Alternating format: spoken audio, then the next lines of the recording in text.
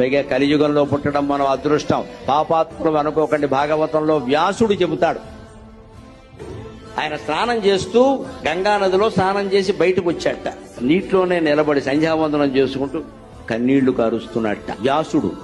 నారదుడు వచ్చి, మహర్షి వేదాలు విభజన చేశావు, భారతం రచించావు, భాగవతం రచించాలంటున్నావు, ఏడుస్తున్నావేమిటయ్యా అన్నట్ట.